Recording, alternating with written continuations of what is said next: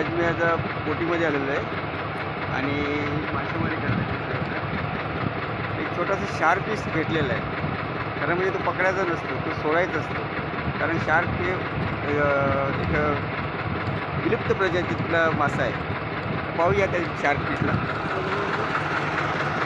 हा येतो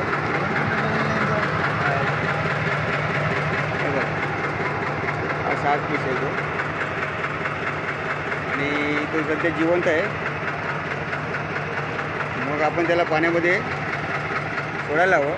जे सर्व मच्छीमार आहेत त्यांचं देखील तेच मत आहे की या शार्कला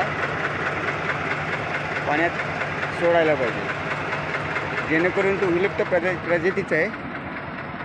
तर आपण त्याला पाण्यात सोडूया. आणि गेलेला बघा, गेला पाण्यात गेलेला आहे.